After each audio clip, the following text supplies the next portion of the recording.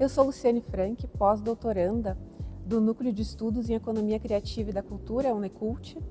Antes disso, a minha trajetória começou com a graduação em Gestão de Recursos Humanos, depois MBA em Controladoria e Finanças, e aí sim que eu ingressei na área da economia, com o mestrado em Economia e depois o doutorado em Economia do Desenvolvimento.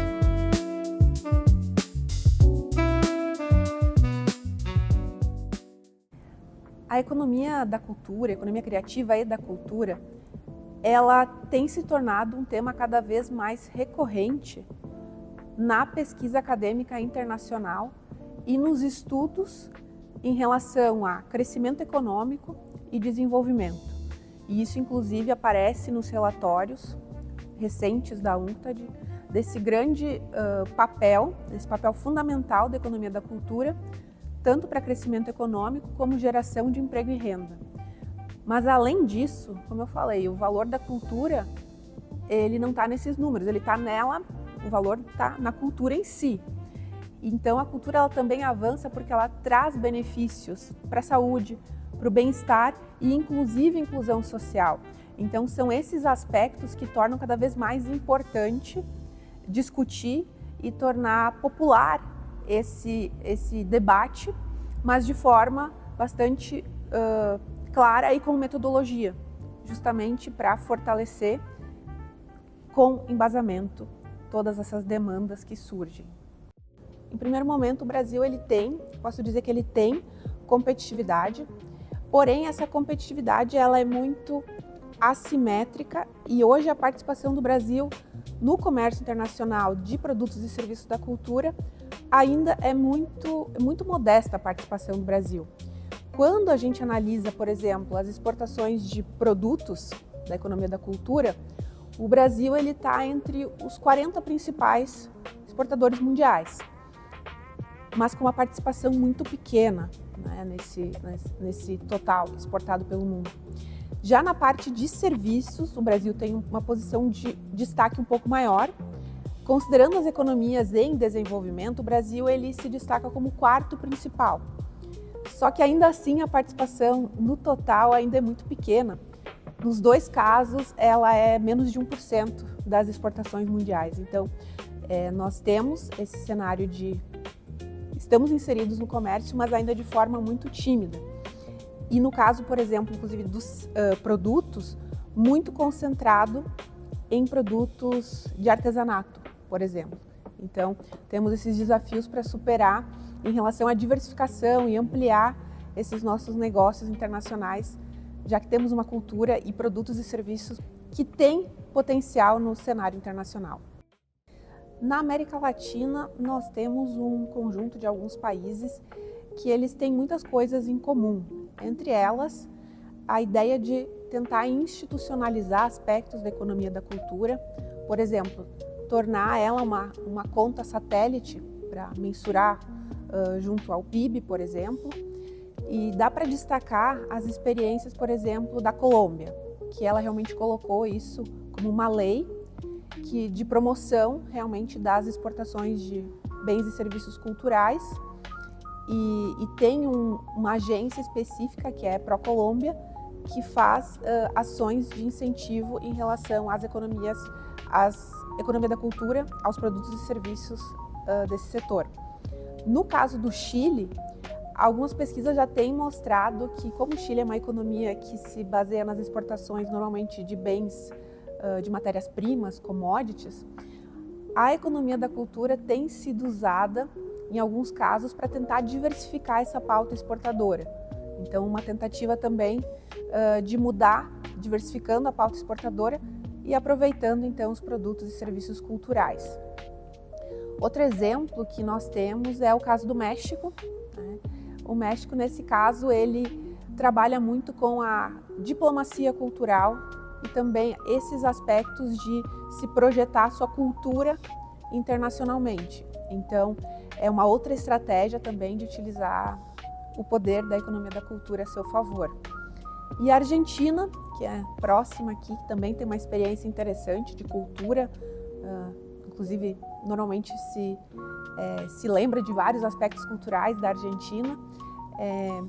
Só que na Argentina se aproxima em alguns aspectos do Brasil, porque é muito concentrado em Buenos Aires e tem algumas ações de algumas agências, institutos específicos de setores, cinema, teatro, por exemplo, e música, mas ainda muito concentrado e também dependente de plataformas que não são argentinas, e sim que têm o capital estrangeiro ou que são sediadas em países desenvolvidos. Então, que é um desafio também.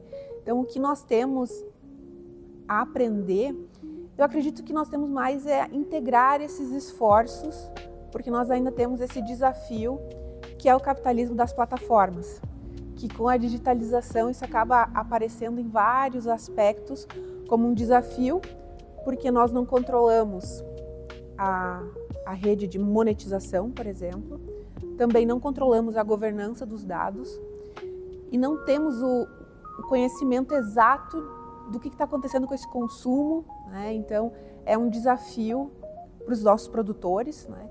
E também para entender o próprio consumo, né, do setor. Sim, nós temos um grande desafio metodológico em relação à mensuração da economia criativa e da cultura. Primeiro, pelo próprio conceito.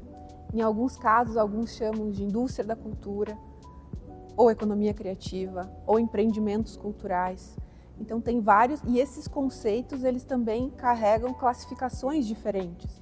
Então algumas categorias elas incluem diversos produtos de design, por exemplo, e outras categorias elas retiram esses produtos, ou então incluem serviços e produtos de tecnologia da informação e outros retiram. Então esse é o primeiro desafio, compatibilizar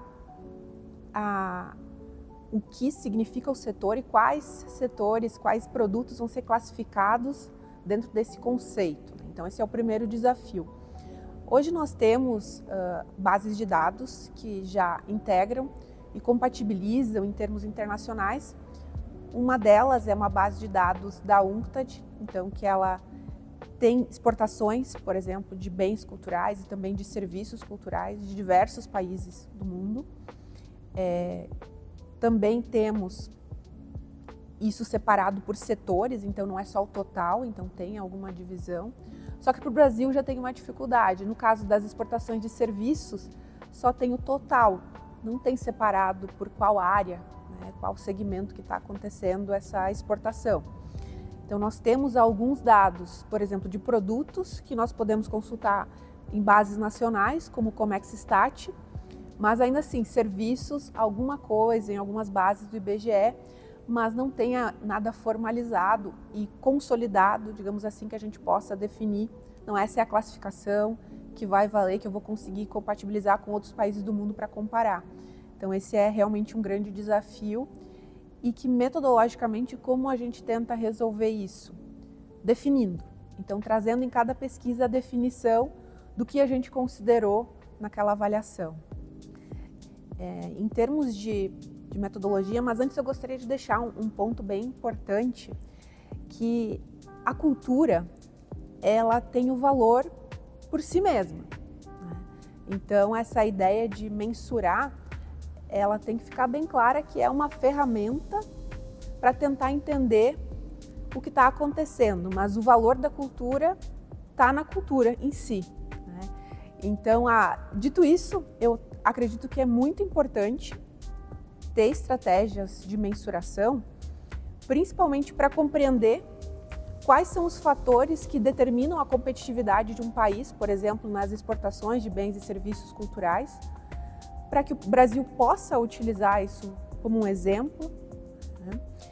Além disso, mensurar políticas públicas, como elas impactam, para fortalecer o debate e trazer esse debate também para um campo de dados e pesquisa e não às vezes num discurso pronto que não reflete o que de fato acontece com a economia criativa e da cultura.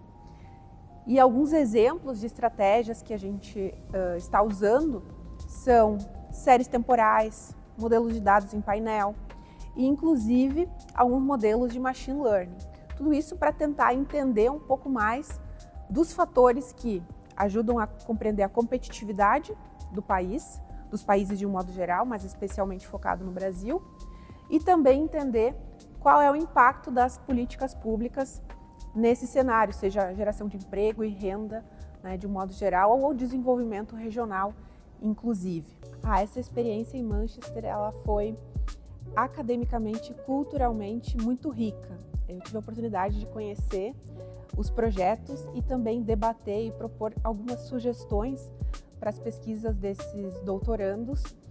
E o que foi mais interessante é que os aspectos da cultura eles foram discutidos sob uma perspectiva diferente da nossa, mas que ainda assim se aproxima em alguns aspectos do que nós vemos no Brasil. Por exemplo, uma das pesquisas falava sobre o impacto das redes sociais na economia da cultura, que é uma coisa que também nós temos muito presente no Brasil. Os desafios relacionados à gestão de museus, um outro tema de pesquisa. E também o próprio desafio do consumo de música clássica, que é tanto discutido na Europa como no mundo todo e no Brasil, inclusive. O primeiro desafio é a ausência de séries temporais, séries históricas longas e que tenham continuidade. Então, existem alguns dados, mas às vezes eles são de um curto período de tempo. Outro desafio é que a economia da cultura, especialmente no Brasil, ela tem uma característica de ser muito informal. E aí o que acontece?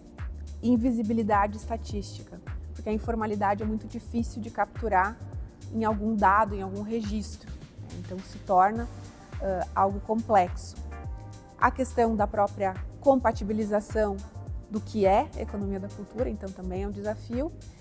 E por fim, essa discussão que nós estamos iniciando em relação à economia da cultura digital e de plataformas.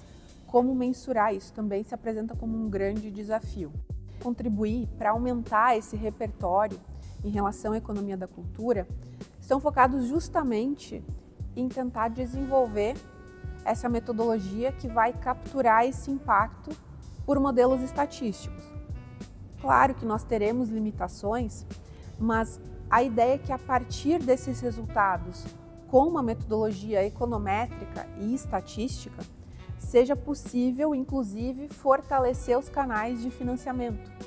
Porque hoje o Brasil ele possui mecanismos de financiamento que são muito importantes, mas eles ainda enfrentam alguns desafios.